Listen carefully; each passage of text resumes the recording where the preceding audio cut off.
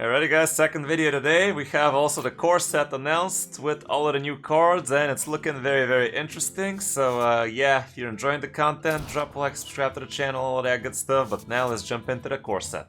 You are not prepared! Year of the Pegasus core set update. Again, we're getting this a little bit early, thanks for that, Blizz. And yeah, with each new Hearthstone year comes an update to the free core set that all players have access to. This year, Hearthstone's 10th anniversary brings an exciting core set refresh design to celebrate Hearthstone's history and future with iconic old favorites and a few new friends. Hitting a little bit on that nostalgia notes, the new core set goes live when the Year of the Pegasus begins, but it's just one of the many things we're doing to celebrate throughout the year. This blog goes over all of our core set updates, but you can learn more about all of the other New Year and anniversary festivities in our dedicated Year of the Pegasus blog. I guess from the info from the previous video we just did. So, iconic cards return indeed. We're charging into the new year head first. This core set, we're making bold calls and bringing back some old favorites we haven't seen in Standard for a while, including Leeroy Jenkins and Fiery Warriors back to their former glory. We also have Just Guard Trueheart, which is gonna be pretty cool, and yeah, Shaman is gonna be getting its Spell Power totem back instead of the 0-2 that was giving +1 to a random minion, so that's kinda cool. We're also gonna be getting some new friendly faces. We're also celebrating the many new friends we've made along the way with 4 new Warcraft Rumble inspired cards added directly into this year's core set.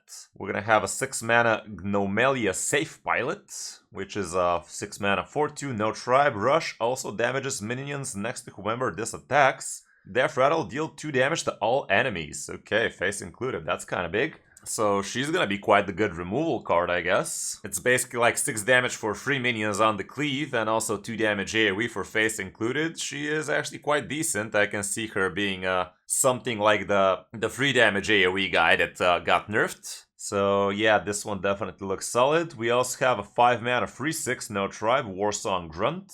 Rush, after this attacks and kills a minion, it may attack again. I mean, it's kinda cool, but it's probably a little bit too pricey for what it does, so I'm not sure this one is gonna be seeing all that much play. But it's definitely not a bad thing to be getting randomly generated, because Rush with this amount of utility should be pretty fine. We also have a 5-mana Night Elf Huntress, which is a 5-mana 3/3, Battlecry, deal 3 damage to 3 different enemies. You pick the targets. That's kinda cool, because you can also go face with this, but don't forget it's 3 different enemies, so you can only pick once for each target. It's basically 9 damage AoE like that.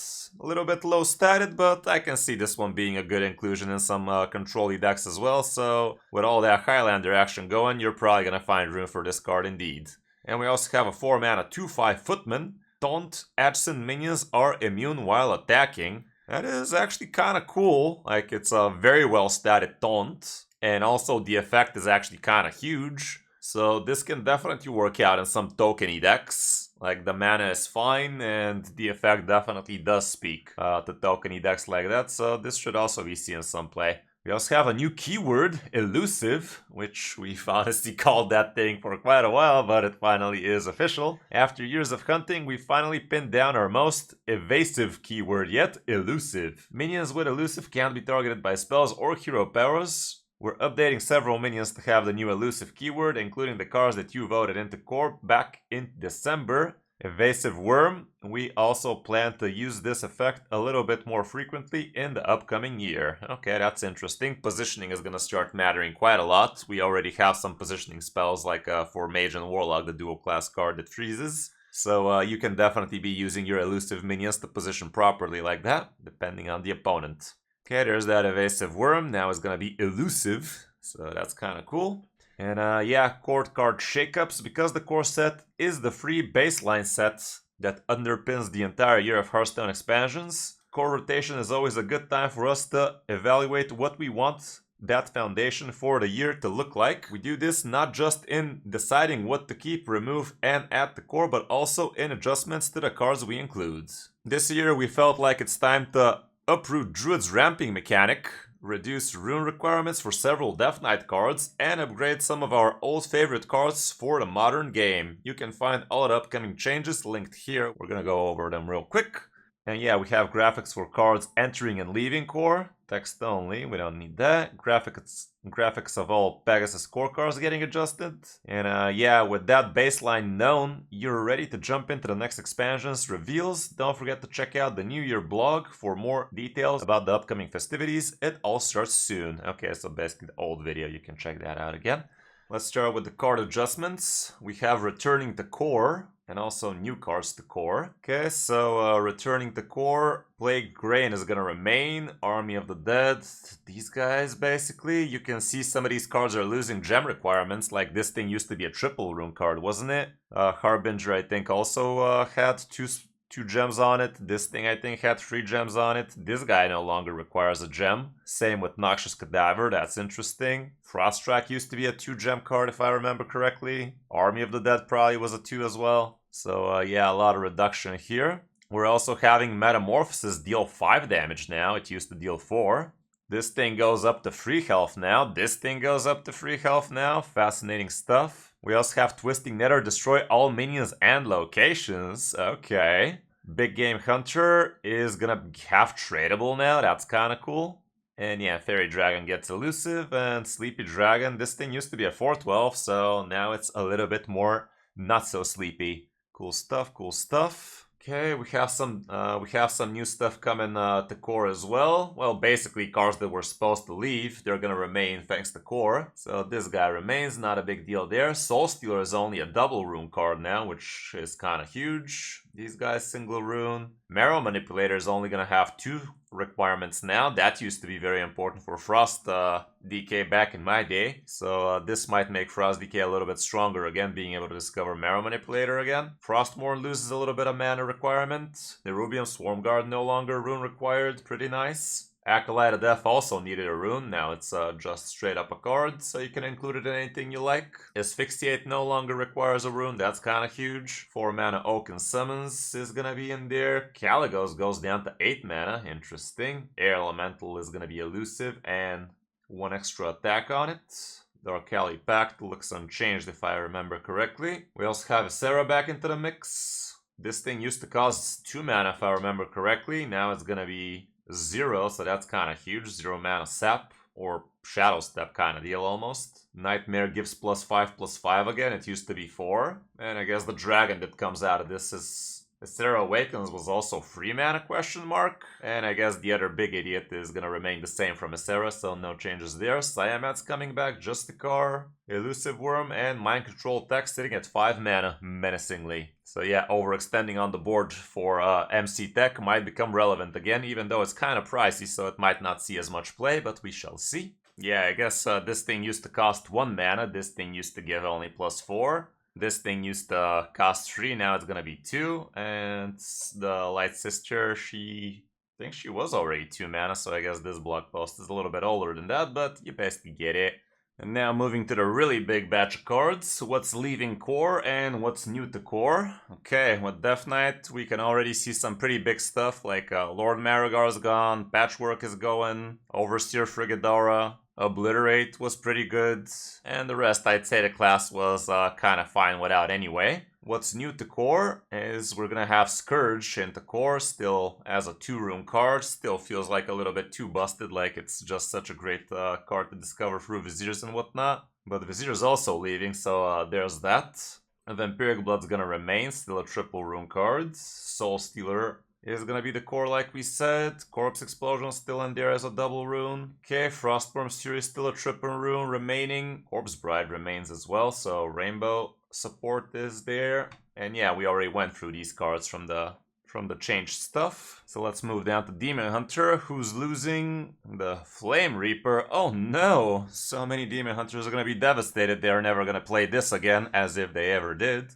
Wrathscale Naga also leaves, and Feast of Souls as well. None of these cards were super impactful lately, so it's kind of good riddance kind of deal. Expendable Performers are remaining, and I'm not sure how good that is. For now, I guess it's questionable. Wayward Sage definitely is a huge card, and Umber Wing is gonna remain, so a little bit of support for some aggressive tokeny decks. With Druid, some huge things are happening, however. You guys saw from the blog post, there was a little bit of hint of what's happening, and no longer Nourish and Wild Growth for the class, which is kind of huge. Soul of the Forest is also leaving, as well as Kiri with both of its Eclipses, and Pounce, so that is really huge.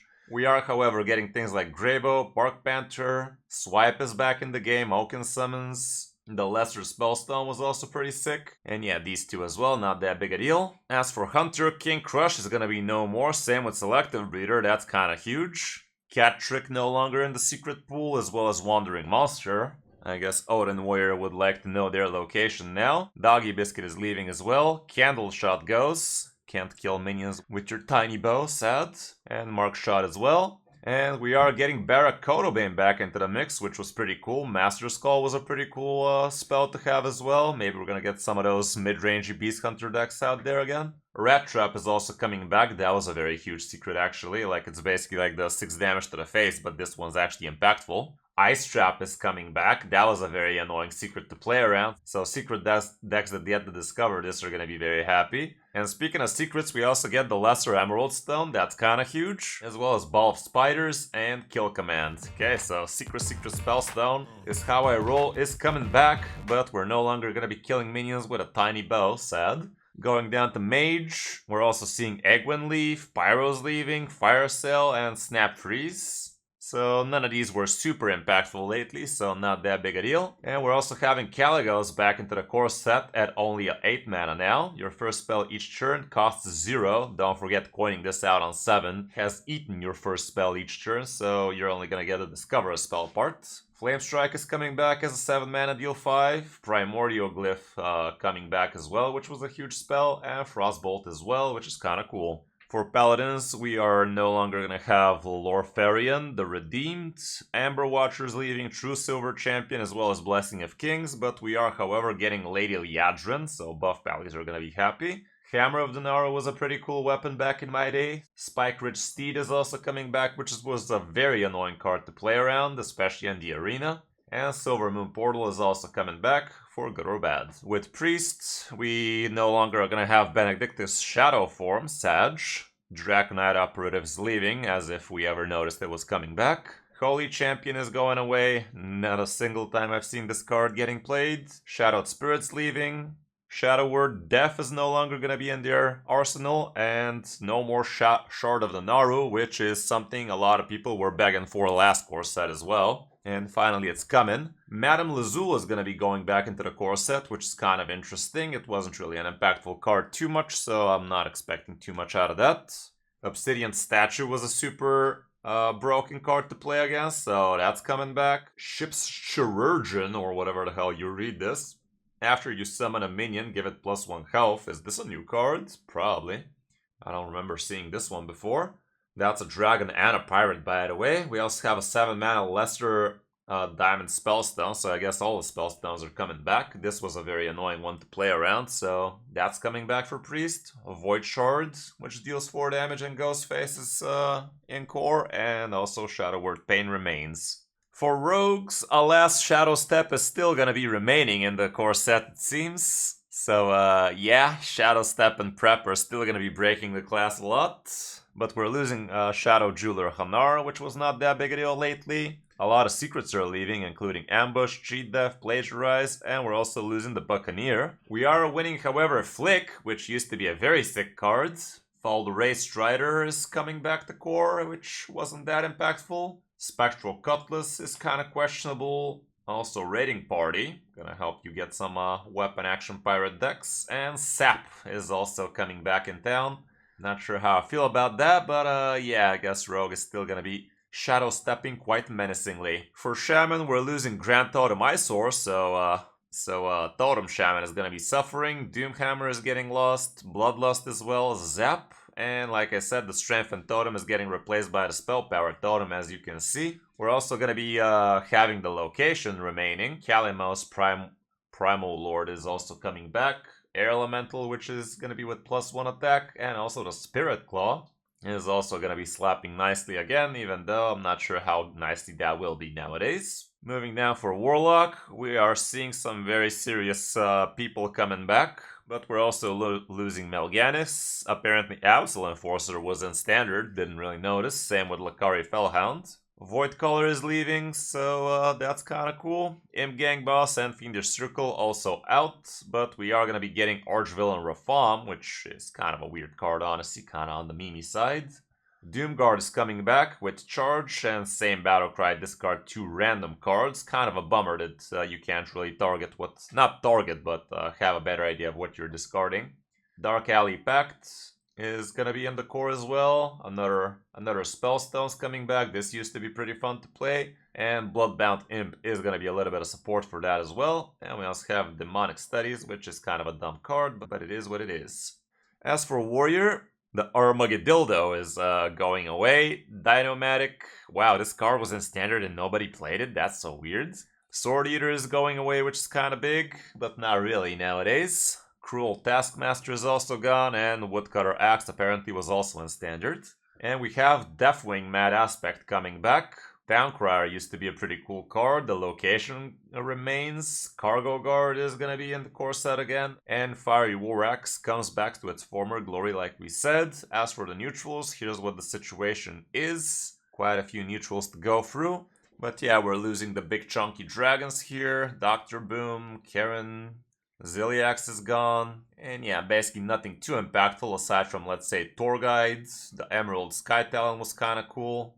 But the rest we're not really seeing all that much play to begin with, so there's that.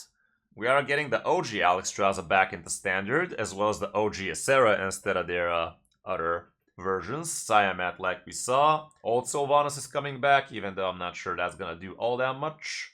Okay, we saw the new cards. We saw Leeroy, Justicar, Molten Giant is coming back. Mountain Giant as well, yikes. Like, these two cards, they were nerfed at the same time, if I remember correctly. Footman we saw. Stonehill Defender is gonna be here. Vicious Slither Spear remains now. It's gonna be a part of core. Wandmaker was a cool card that used to see a lot of play. Same with South Sea Deckhand. And yeah, if I remove myself from here, you can also see Firefly and Boulder Fist Ogre are also gonna be in Standard, but nobody really cares for that, so let me come back. But yeah, that's all the core cards. That was quite the mouthful, that's what she said. But yeah, let me know what you guys think about all of these changes. Are you excited? Are you sad? Do you think they should have gone a different path? Personally, I think we are going to be seeing some pretty cool new stuff. So I am excited to see how the meta starts panning out. But yeah, that's gonna be it for this video, guys. Hope you enjoyed the content. Drop a like, subscribe to the channel, and don't forget you can hire me for some Hearthstone coaching. Thanks for watching. I'm Kris05, and I'll see you in my next video or stream.